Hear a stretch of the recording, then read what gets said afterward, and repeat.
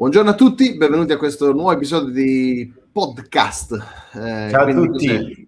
Cos'è un podcast, Francesco? Buongiorno Jogvan, ma arriviamo a te dopo. Cos'è un podcast, Francesco? Com'è diverso da una live? Beh, innanzitutto non siamo in diretta, quindi anche se ci scrivete commenti non li stiamo leggendo adesso, almeno mentre parliamo. Questo è proprio importante, perché il video andrà in onda come premiere, ok? Quindi funge da diretta, ma non siamo in diretta, ok? Quindi giochiamo a carte scoperte subito. Esatto. E avremo però proprio come una live una conversazione su un argomento specifico con un ospite che vi stiamo per presentare. E che argomento? Vabbè, chi ha visto la miniatura sicuramente, chi ha cliccato probabilmente ha già visto il titolo, ma di cosa parliamo oggi, Francesco? Parliamo di un tema sul quale io e Giovanni siamo poco preparati. Voi direte, anche sugli altri non è che siete chissà che preparati. Vero. Però questa ancora di meno, ecco perché abbiamo un ospite con noi. Ma io sai come sono preparato a questo podcast? In nessun modo, però arrivo con la mente proprio bianca.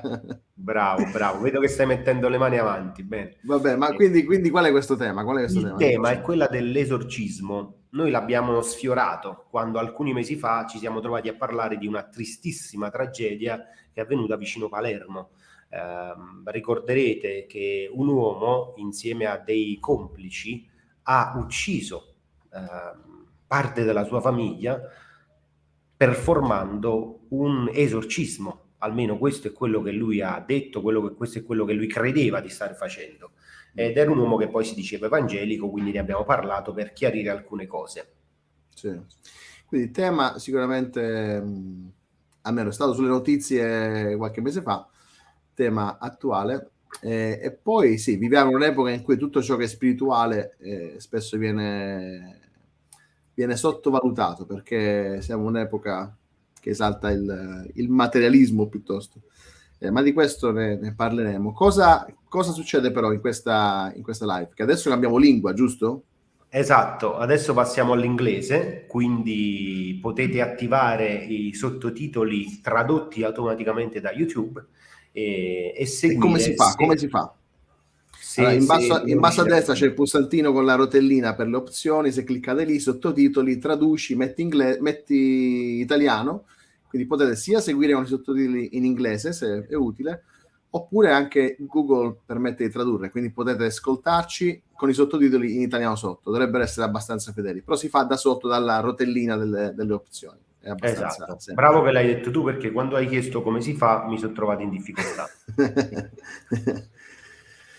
Va bene, quindi da ora in poi passiamo all'inglese. Introduciamo Jogvan, che è un ospite che viene dalle Isole Faroe, che sono sopra la Gran Bretagna. Yes, adesso indeed. Facciamo la magia, tac, and switch into English. Yes. So welcome, Jogvan. Thank you for listening to us as we introduce you in Italian. Well, thank you very much. I do understand a few words, so I get the context a little bit. Good. So before we get into the topic and about yourself, tell us something about the Faroe Islands. What do we need to know about the Faroe Islands? This little country between Iceland and Great Britain, is that right? Yeah, so right there in the middle between Iceland, Norway, and Great Britain. And it's a population of 50,000 people, but we are in the Kingdom of Denmark. So Greenland, Faroe Islands, and Denmark are the Kingdom of Denmark. And we have our own language called Faroese. Danish would be my second language. Our own culture because of the isolation as islanders, and beautiful mountains coming straight out of the sea, rugged, no trees, mostly rugged terrain, and beautiful weather when it comes to the one day of the year when it's good weather. Yeah, right now we are in an office with air conditioning, but outside there are something like 34, 35 degrees. What's the temperature in this very moment in the Faroe Islands? I think it's about between 9 and 11 degrees Celsius. Oh, I wish I was there. Well, I tell you that our second largest industry, so fishing and salmon farming and all that, is our main industry, export. Our second largest industry is tourism.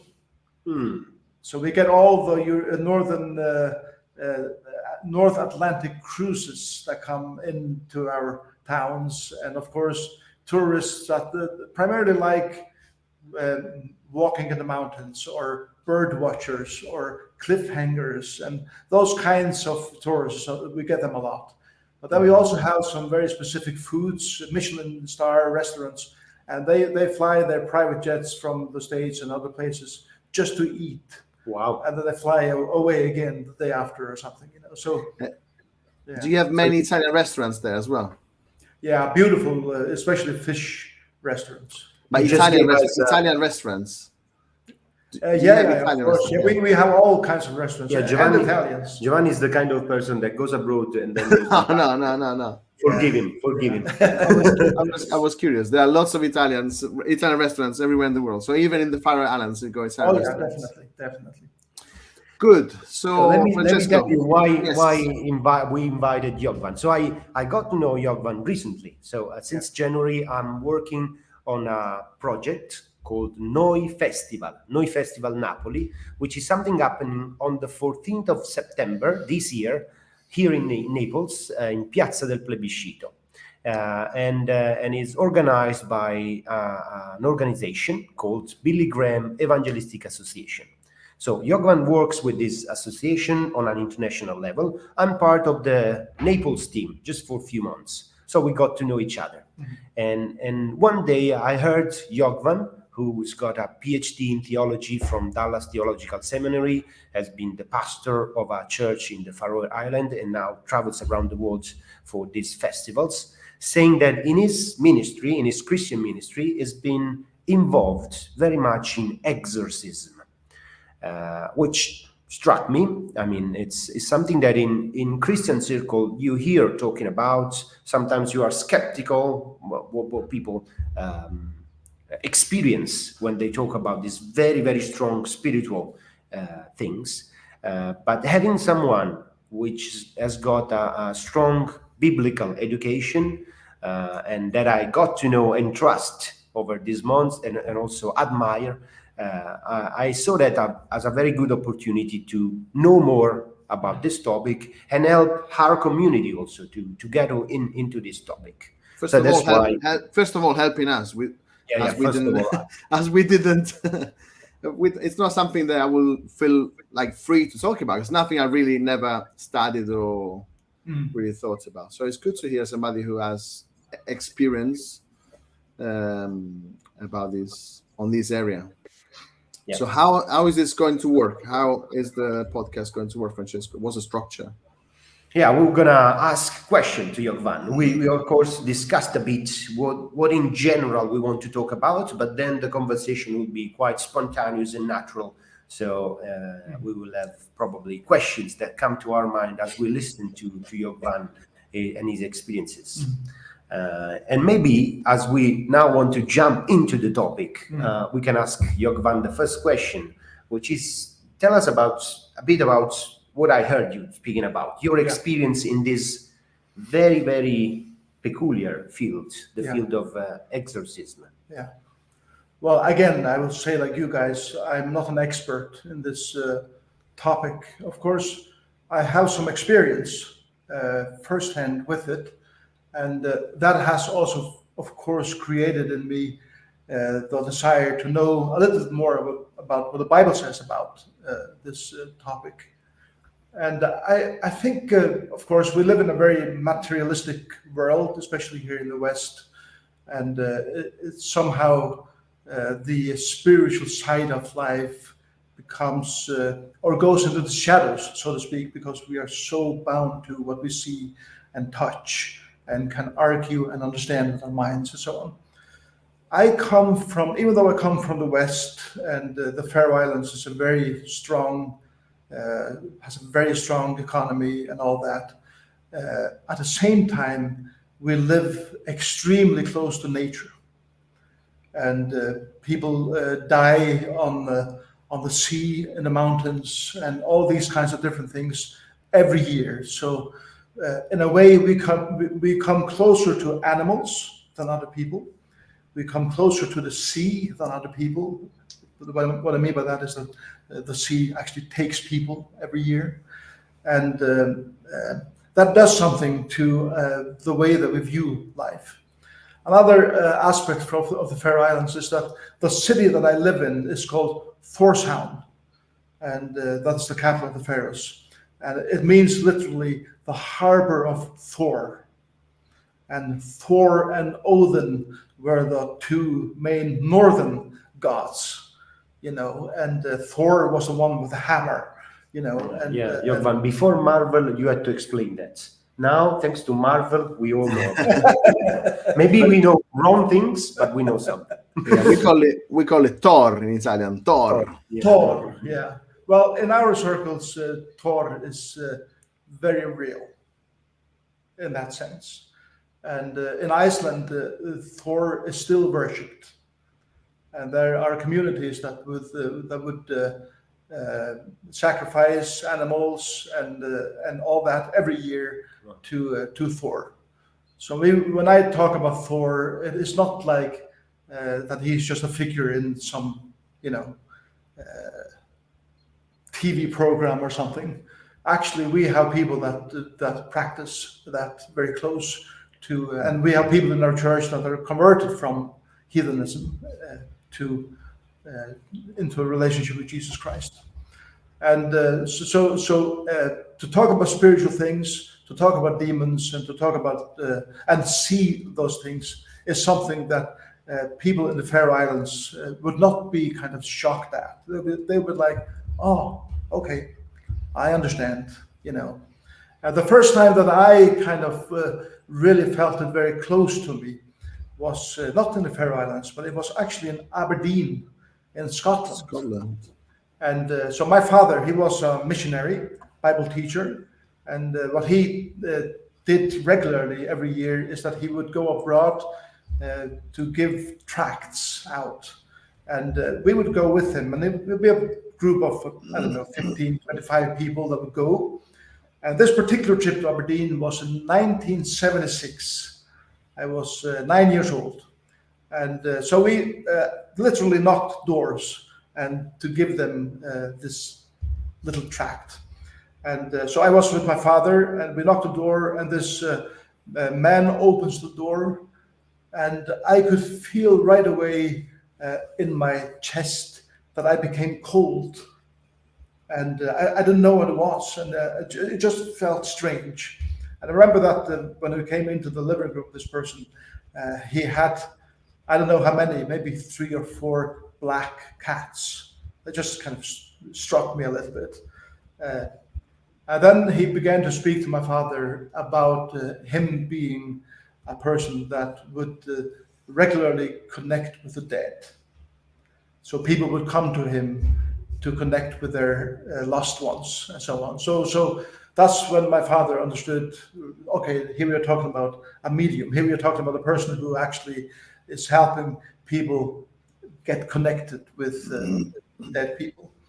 And I of course didn't understand thoroughly, and I don't remember the conversation. I just remember the feeling that I had. And that is the same feeling that I have had since.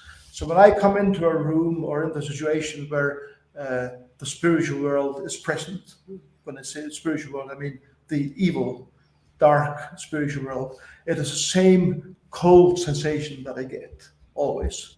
And it's always connected to the spiritual realm. So let me ask a question. Sorry, for it, but do you think this is something that you, like, it's a gift you have, or something that every Christian should experiment? When we come before the evil forces, that we feel it, we sense it?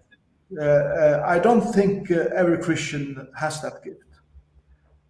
And I don't know particularly if it is a gift, if it's a spiritual gift. It's more maybe it's a part of the calling rather than a gift.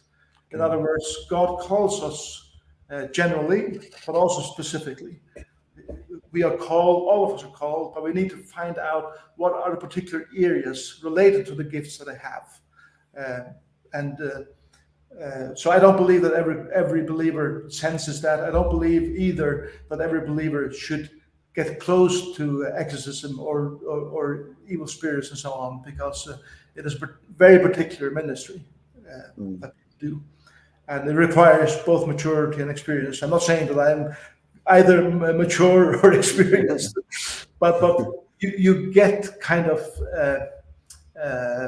you mature as you go into it.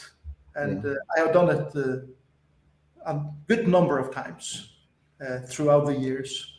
And so we, here in the office, we have devotions every morning. And somehow that passage that day led to that topic.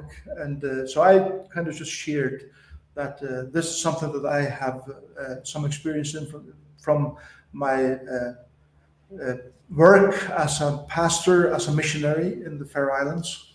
And I told one particular story that I was actually, it was a person that was in a home for alcoholics to get help. And they, of course, a secular place, and the psychologist in the place, secular psychologist, did not know what to do with this person anymore. There was no cure. They had no control of him. And a person in that home that knew of me said, well, I think that Jekvan Zachariasen is one that deals with these things. And the psychologist said, well, let's get a hold of him and see if he can help this person. So I came into the situation, and what I always do when I know that I'm brought into a situation like that is I spend about 2 or 3 days just in prayer and fasting, preparing for that particular situation, because you never know what you walk into when you walk into a situation like that. And so that's what I did. And I come into the room, and this person comes into the room, and I get the sensation right away. I get cold. I don't get afraid. I just get cold, and I know that this is something that I need to prepare myself. And what is important also when we talk about demon possession and so on is that the image that we have from movies and so on is that, you know, foam and all that comes out of the mouth, and they look like animals and so on. That is not true most of the time. I would say even from the Bible we get that picture. So we read about foam, or we read about people falling on the ground, behaving like animals in a way. So I think that picture from movie somehow comes from the Bible as well. Yeah, well, it does. But what I'm saying is that most of the time it's not that. It leads up to that at the moment of, you know, evil spirits coming out and so on. And but in this particular incident, this person was a person that was, he was his face and neck and everything was covered with tattoos and piercings and all. So he was that kind of dark Nordic look of that kind of you know, cultish dress. And so I asked him, so tell me why I'm here. And he actually told me. You asked him? Him, yeah. So I asked him, so I'm asked to come here to speak to you. Tell me why I'm here. Tell me your story. So he told me his story. And then he said, I had come to the place in my life where I wanted to commit suicide. I wanted to hang myself. I didn't want to live anymore. And you know, that's one of the purposes of demon possession, is to get rid of yourself ultimately. So he said that he went down to a park, and of course we have some trees in the Faroes. There's like a plantage, and he threw the rope over, you know, a tree, and he had got ready to put it over his neck. He had done it already, and he had tied the rope in the right place and all that. And he went up on a little thing that was in the park. And as he was about to jump, he sees that a white cat comes climbing up that tree. And he became curious. What is that cat doing there? So he didn't jump to hang himself right away. He decided, I'll look at this cat a little bit. And he became curious about this cat because it came over to him, looked at him, and then it went down the tree again and began to walk up the road of the park. And he became curious and took this thing off himself again and began to follow that white cat. And that white cat led him to the door of this alcoholic's home, right to the front door. And it just stood there. And 1 minute later, as they stood in front of the door, one of the personnel in the place comes out and they look at each other and says, "What are you doing here?" And the person says, "I don't know. This white cat led me here." And then when they were going to look at that white cat, it wasn't there. Oh, wow. Yeah. And this person says, well, who are you? And so he explained that he was just about to kill himself and he needed help. And they took him in, and he became too much for that place because of his extraordinary powers and things that he did that were just inhumane. And that's why I was there.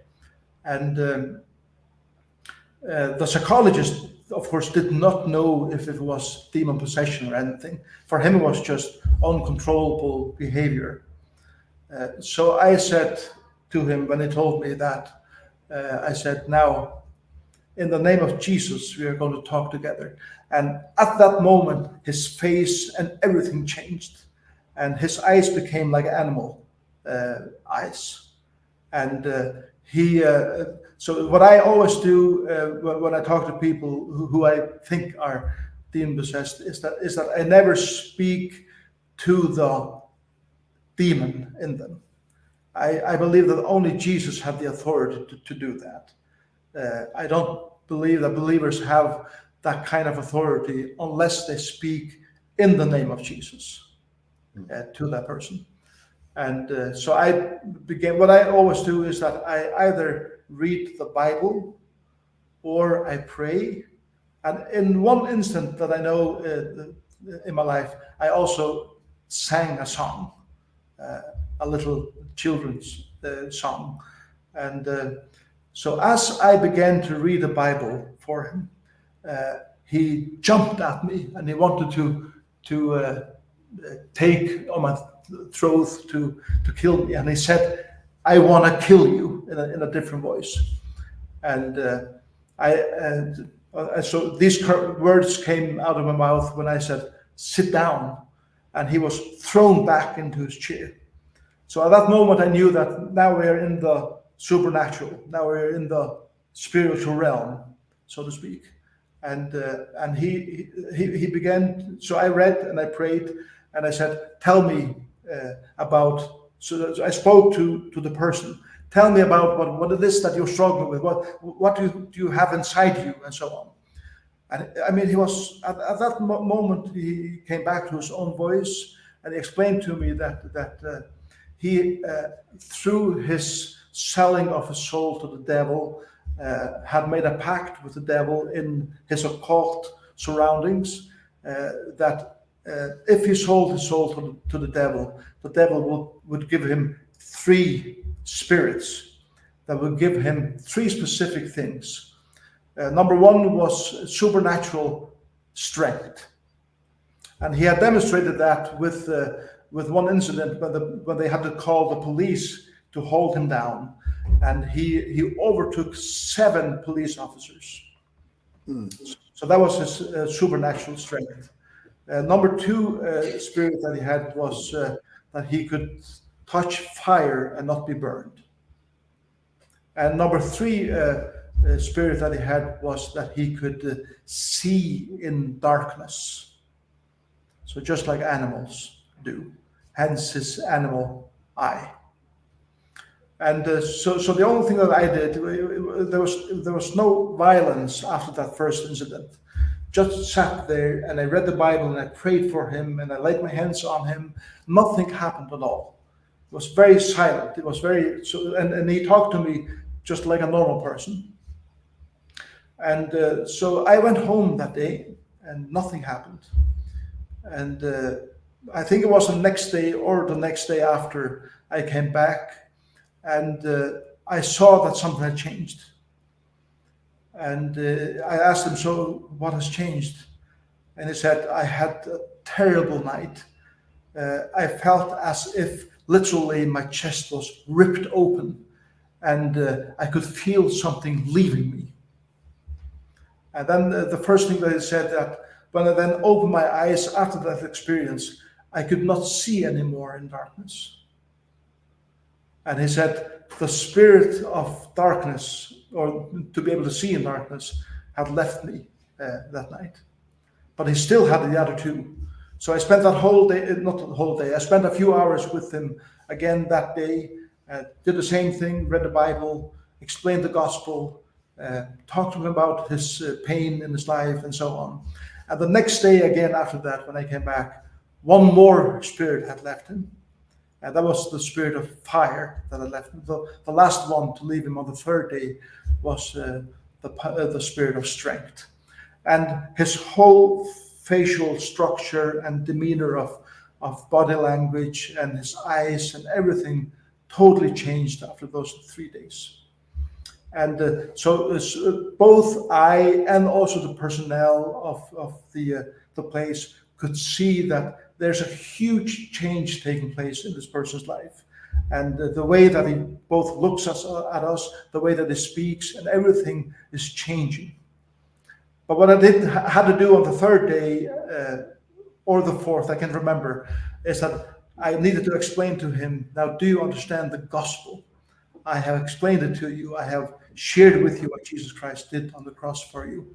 And on that fourth day, he gave his life to Christ and became a totally changed man. And in the notes of the psychologist, I heard this from someone else. The psychologists have just written, what has taken place is to me unexplainable. And that was it, you know. And so in the way that he described and that I saw that the demons kind of manifested themselves, and in the atmosphere that I could feel the presence of the coldness and everything, I knew that I was in the presence of direct exorcism.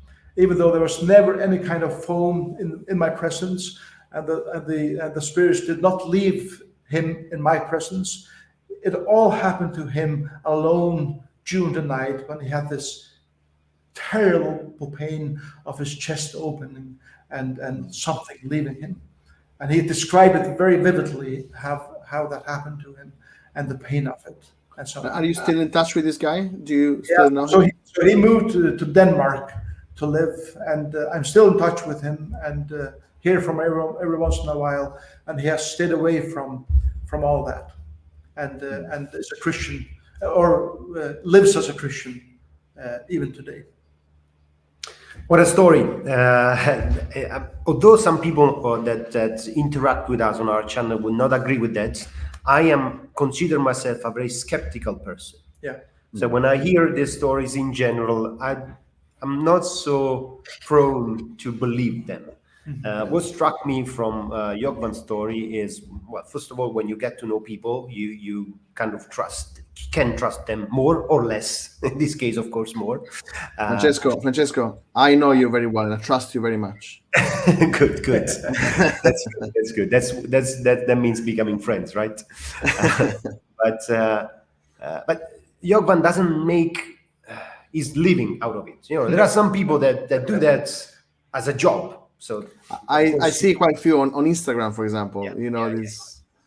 And he's not his ministry as a pastor, as someone who travels around, is not focused on that. So usually you wouldn't hear these stories from Jogvan. He's not someone that talks about these things and tries to, let's say, make a name out of this.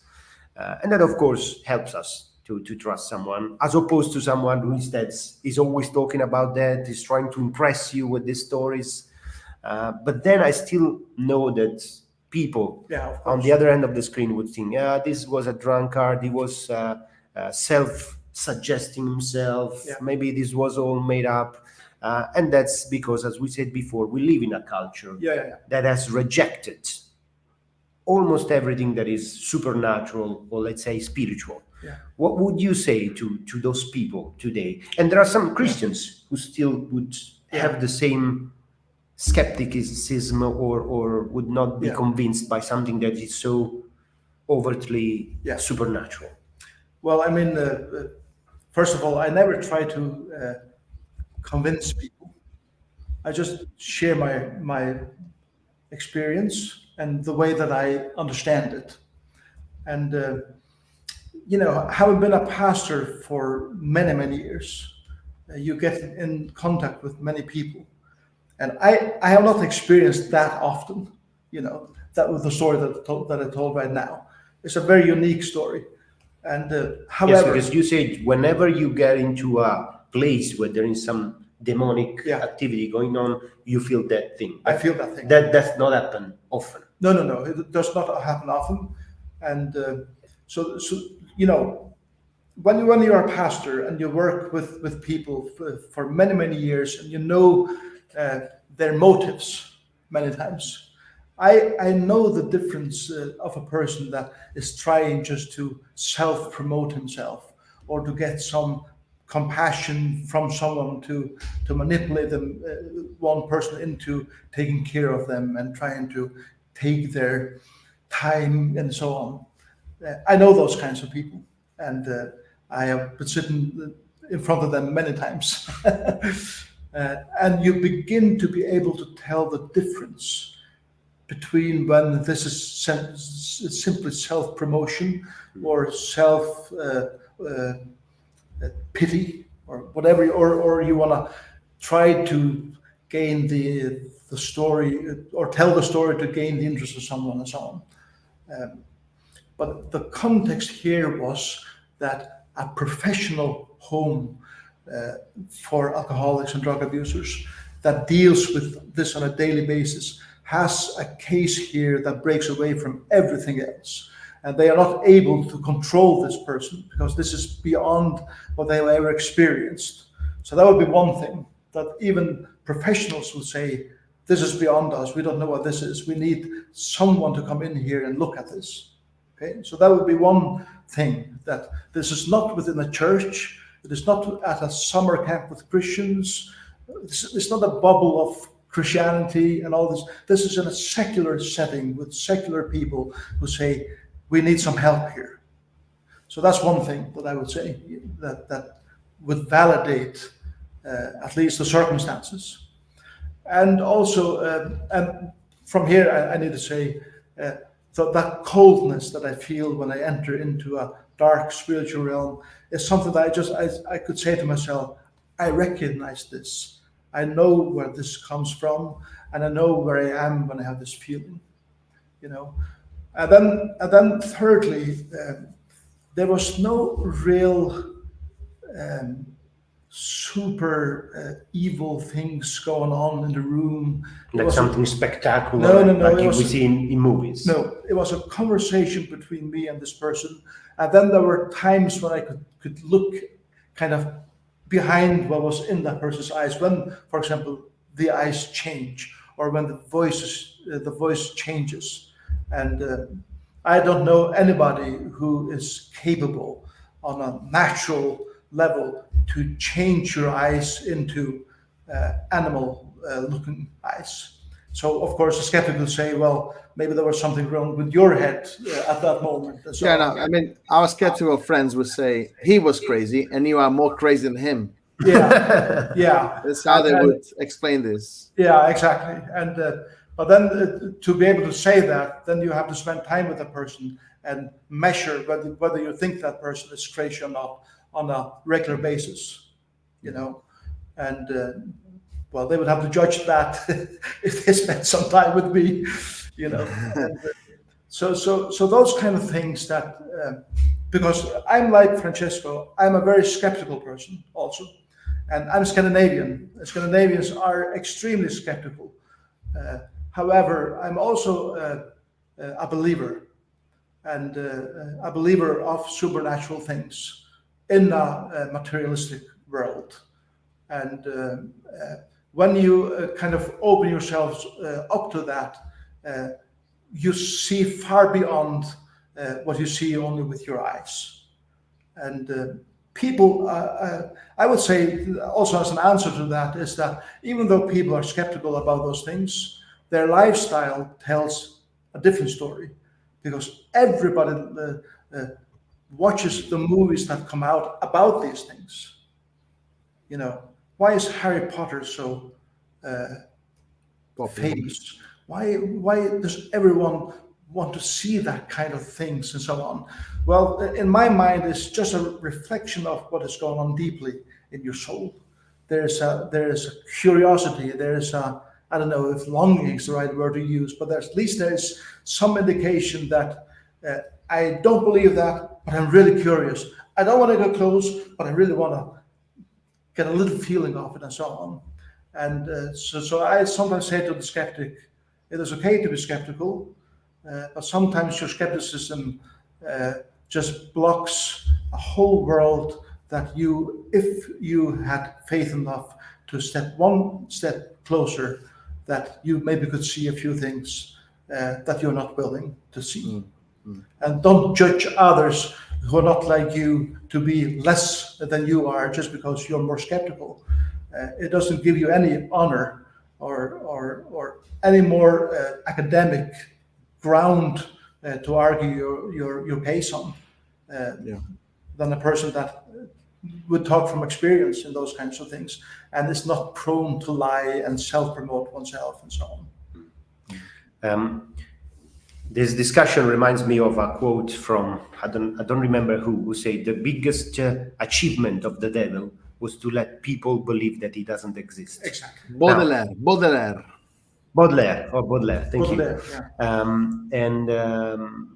And in a sense, if there is a devil, okay, we all believe, but to our non-Christian friends or material, if there is a devil, it would be right to say that he wouldn't want people to experience or believe in those things, as those things can lead people, in a sense, closer to God. Yeah. If you are a materialist and you just don't believe in God and in supernatural things, the devil and the demons, if they're there, they wouldn't want you to believe in them, as in that way you are farther away from God as you can be. So could this also explain why it is so easy today for people that don't want to believe in supernatural things to do that? Yeah. I mean, would you say that there is a demonic activity or a devil activity that promotes this kind of worldview where supernatural things are not possible? Yeah, definitely. I mean, one of the funniest books that I read about the spirit strategic way of working is C.S. Lewis's Screwtape Letters, where he assigns. What's in Italian, Francesco? Can you remember the title in Italian? So, Yeah. C.S. Lewis, Le lettere di Berlicche. Well, it's a way to keep Christians so busy with the materialistic world that even Christians become blind to the reality of the spiritual world. And I think one way of disguising himself and the spiritual world is that the satanic and the evil spirits, the demonics and so on, is portrayed when it's either painted or whatever as something that is extremely ugly. You know, you have a horn and you have this figure and your face looks terrible and it's dark and all these different things. And the Bible talks about that reality of the devil as a murderer and as a killer. But Jesus also talks about the devil as an angel of light, you know, that clothes himself as the most beautiful thing. You know, so the disguise of not being want to be seen is also that you look at things that might seem very beautiful, but when you get close to it, they are not. And you know, when we talk about the word anti in Greek, it does not mean against originally. It means to stand beside and look just like a person. So when we talk about the Antichrist today and look at movies that are done about that, it seems that everything goes against Christianity. Everything goes against, theological arguments, or what we call beauty and all those different things, the way that we express beauty and music and art and so on. And then we think that the occult is just dark and evil and some genre of music and all that. But in many ways, when you look at the original meaning of anti, it is something that sounds like, looks like, is perceived just as, but when you get closer to it, it is just the opposite. So sometimes you can't tell the difference between Christ and the devil because they look just alike until you begin to come close to it. Yeah, lots of questions are coming to my mind. I don't know whether I can ask some questions, Francesco. Please. I mean, I can imagine, I can hear the voice of our atheist friends here online. They often say the Satan, the demons are a way that the church has invented to keep control over masses through fear. How do you control masses? Just tell them there's an evil guy, invisible, who is ready to kill them, and you will control them because they are afraid, and they will come to you because you have the solution or the antidote. Yeah.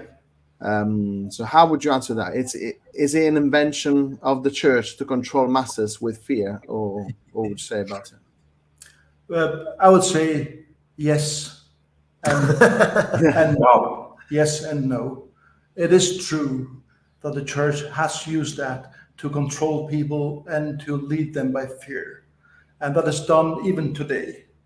And there not only churches, also preachers and theologians and people generally use fear to control people. And I will not deny, because history tells it and records it, that the church has done that. I don't believe that the church that Christ builds on this earth does that. And let me then show you the difference. Christ came before the church was established. And the way that he dealt with people and the way that he dealt with the demonic sphere was before Acts chapter 2, when the church was born. And the way that Jesus approached the demon-possessed people in his time was in order to set them free from darkness, from fear to love, from being bound to becoming free. And the way that Jesus talked to those people and dealt with those people was always to set them free and to let them come near to him. And somehow that is the calling of the church when it comes to all these kinds of things. So when we talk about evil things and the devil and all those different things, we should not talk about the devil in such a way that you should go around to be afraid of him and avoid him at all costs. The way that the church should preach rather is to come to Christ rather than thinking about the devil.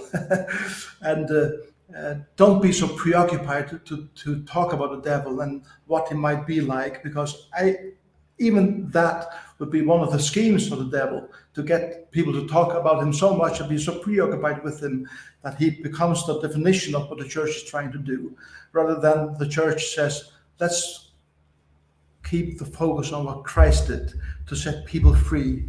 And I believe that churches that are not manipulating people and are not leading by fear and are not talking in such a way that in their preaching they leave or people leave from their services in fear, are churches that are speaking about freedom, about grace, about hope, about being set free from whatever you're struggling with in life. And the devil should not have much space in the pulpit. Of course, I believe that we should preach the whole counsel of God, and in there's of course those texts. But when you take it and compare it to the other subjects of the Bible, I believe that those kinds of things get far too much attention in our churches. And it always creates fear and questions and discussions that lead away from building one another up. And yeah. One other question. Can I, Francesco? Yeah, before just one thing as Jogvan finished this thought that came to my mind is that before we say it, be aware of never talking about the devil. Yeah, exactly. Of being completely blind to what's spiritual. That's the danger. Yeah. Now you're saying the opposite. Be aware of those who talk too much about the devil, right? So there are two extremes that both are missing something. Yeah. I forgot my question. No, I mean, so let me just add one more thing here. So it is not only the church that has brought this on. It is also the philosophers. So let's talk about Dante for a little bit, and the way that he expressed hell and the fear that his writings have brought into the Christian church, and the way that the church then, from Dante's time, have begun to describe hell, with those fiery flames and all these different things, are not so much from Jesus as it is from philosophy and church history. And that's why I say many times, we need to get back to beyond church history, back to Christ. And that's what when I present myself to atheists and others, I would never present myself as a Christian. I always present myself as a follower of Christ. And that leads to the question, so what's the difference between being a follower of Christ and being a Christian? And that is trying to get rid of all the things historically that has, especially in the West. It's the perception that people have. Exactly. And I believe that it is perception that people have, that people say, I don't want to believe in that, therefore I become an atheist. And many times I would say, if that is the Christ that you have described in your head, or God that you described in your head, I wouldn't follow that God either. Yeah. My question was, now it came to my mind, and I wrote it down, so I won't forget it. There is, even in a materialistic society, because Italy is not Northern Europe, so we're still very religious in a way. But I would say still we're part of the West, which is a materialistic part of the world. Yeah. But there is still a lot of how can I say, research of the spiritual realms. Yeah. I mean, still there are people who make money out of future tellers or witchcraft. The other day, I mean, here I live in Siena. In Siena, there is a famous horse race that happens twice a year, Il Palio di Siena. I was speaking to somebody from Siena the other day, and he was in such a natural way, because it was raining. The Palio was supposed to be on the 2nd of July. It was raining. The 3rd of July was raining, so it's been postponed because the horses cannot run when it's too wet. Yeah. So it's been postponed for 2 days. And this guy said, oh yeah, the witchcraft of whatever, it said the via, the road where she lives, the witchcraft said that it was going to rain for 2 days. She got it right. He said, witchcraft? What do you mean witchcraft? Yeah, there's one of many. There are lots of people who would kind of predict what the Palio will bring, or people would go there and try and see what happens, or influence. Somehow they link this horse race to spiritual forces somehow, which is an example. I mean, lots of people would go to future tellers to ask about relationships, ask about work, ask about lots of things. So even though people would call themselves non-Christians, or even those who call themselves Christians, still they research for something in the spiritual world. Oh, yeah. Now, my question is, when they speak about witchcraft or white witchcraft or whatever, people then don't reject Jesus. There is spirituality. There is something spiritual here, but it's not the devil. It doesn't have horns and a red evil face. So spirit, that kind of spiritual world, is it always linked to evil things? How does it work? Because it's not the devil. In a way, it's not presenting itself as the devil. But there is a lot of spiritual things going on around us. Is it always evil? I would. I mean, I would be a little bit more black and white there. I believe that, Jesus talks about light and darkness, and sometimes, and Jesus talks also about, it's darker than darkness. Your eyes become darker than darkness at times. And, all these different things when it comes to for example, let's take Scandinavia as an example. That's my territory. There is very little interest as such in Christianity, but there's a huge interest in spirituality. And people go to all kinds of mediums and tarot cards and looking at their future in the bowl or in their hands, and all those kinds of things are huge money machines. So it is related a lot to materialism directly, both on a spiritual level. But it's all about money most of the time, at least from the person sitting on the other side of the table. And but they kind of manipulate the longing of the soul of others. And one of the big problems that we have in Scandinavia is that in order to how people come into your church, the churches are beginning to do that as well. So you can come into the church and we will read your hand and we'll tell you how long your life will be, and you can come into the church and we have a medium there talking to you about, and the medium is often the priest himself that would tell you that the relationship that you have right now is a good one, and you should, and all those kinds of things are going on within, listen to this, evangelical churches in Scandinavia today. All right. So when you say that this is kind of in a society, it goes everywhere. And I believe that it is just a reflection of the emptiness of the soul that people have, that just cannot be filled with what this world has to offer.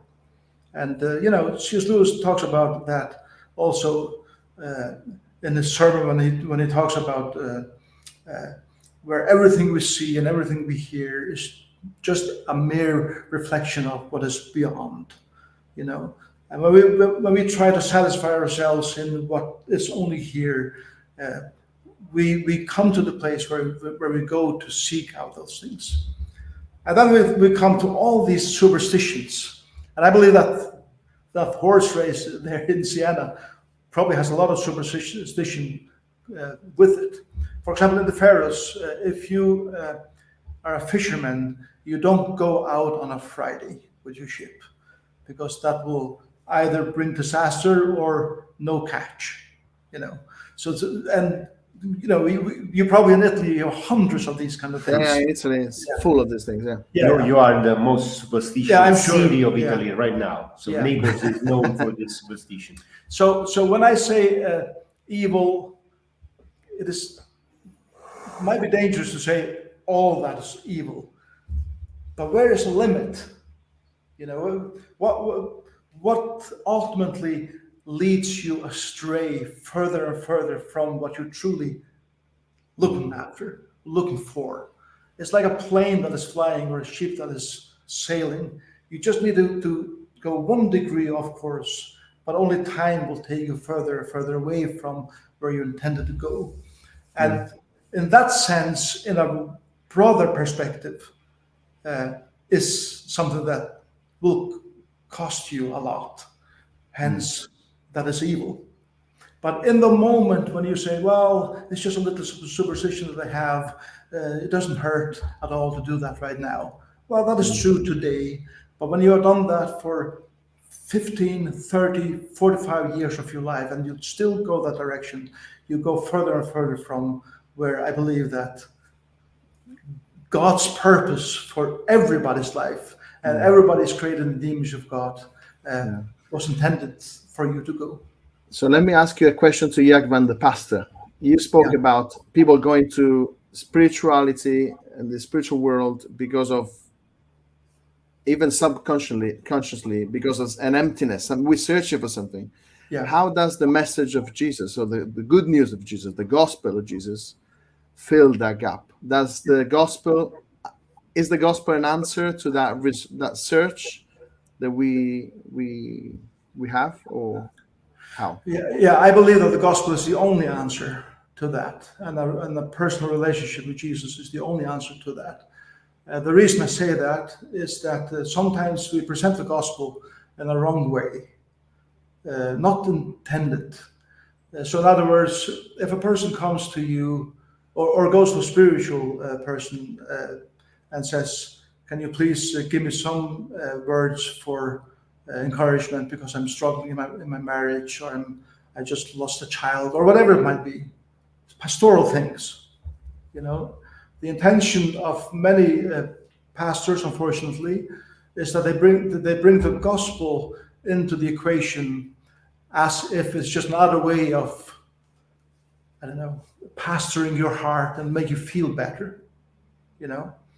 And sometimes the gospel has to be presented in such a way that I cannot promise you that you are going to get a job tomorrow just because you gave your life to Jesus today, or the longing and the hurt of your heart of losing your little child is going to help you. Your pain a lot. You're still going to feel the pain of your loss, even though you give your life to Jesus. But ultimately, you will have someone that will always be there with you, and who suffered in the same way and identifies with you in what you're going through. But ultimately, it is about giving your control over and the longing to control your own life over to someone else. That is what the gospel is about. It is about recognizing that I am trying to do this on my own. I'm trying to be my own God. I'm trying to create my own security. I'm trying to build my own identity. I'm trying to live the way that I feel and think that is most beneficial for me. And when you really look at that, it is all about me in the center. And the gospel is about placing yourself out of the center and allowing someone else to take that center place in your life. And everything changes from that, because your identity becomes Christ's identity, or Christ's identity becomes your identity. Your security actually becomes Christ instead of all the things that you try to invest your life and time into. So the gospel is not about getting a ticket to heaven and saved from hell. It is about living this life in such a way that my life is not about myself. My life is about how I use my life to serve Christ by touching others in a realistic way, not bringing false hope, but sometimes being able, without any hesitation, to say, I don't know what to say. I don't know the answer to your question, but I know the one that you can have a personal relationship with, who, when you come into that relationship, the joy of just being in that relationship makes your questions secondary. You know, so the questions of pain and all that you struggle with don't bite you anymore in the same way that it did. They don't hurt the same way that you did, because now the true joy of your life is a personal relationship with a person that is your savior, that is your shepherd, that is your friend. And whatever happens to me in my life, whether it's good or bad, becomes my opportunity to make that person beautiful in the way that I react to it.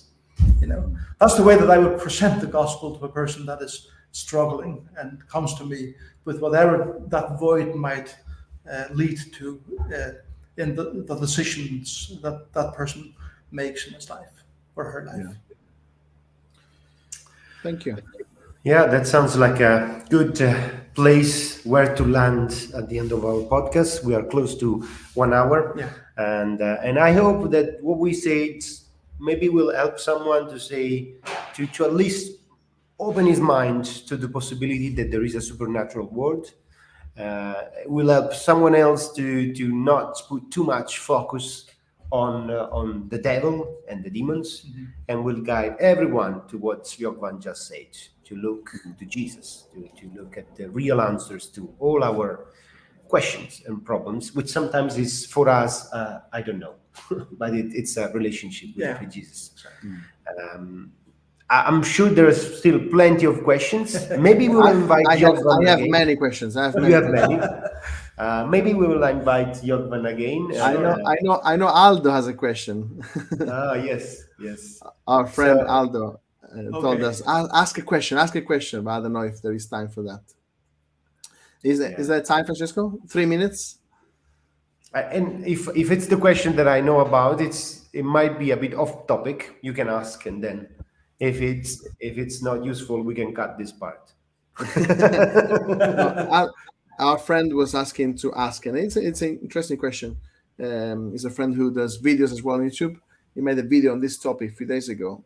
He was asking about who are the demons. I mean, when we talk about demons, we're not talking about the devil himself. No. Are they fallen angels? Are they warriors of, the army of the devil? I mean, who are the demons? Of course, he was talking about this, looking at Genesis 6, looking at different things in the Bible. The book of Enoch, especially. He found some insights in the book of Enoch as demons are disembodied Nephilim, and all those different things. So how would you answer in literally in 1 minute, who are the demons? Probably it's a big topic. I can do it in 1 minute. So both Isaiah and Ezekiel talks about the fall of Satan and a third of the angels falling with him. And I just take that to be Satan and his realm, or as Ephesians talks about it, the forces of darkness and so on. And Jesus talks about it, the book of Revelation talks about that they are roaming the world, trying to find some place of rest until their awaited time to be thrown into the lake of fire in the book of Revelation. And in the meantime, they have this influence that is strategically led by the devil to influence society, either for lying or for stealing or for killing, as John describes it in his gospel. Thank you. Thank you. I'm sure Aldo will not be satisfied with this short answer, but maybe we'll talk more about that later. So thank you, Jogvan, for being with us. But let me say, if somebody who's watching this would feel like I need to hear more about this because I'm struggling with these things.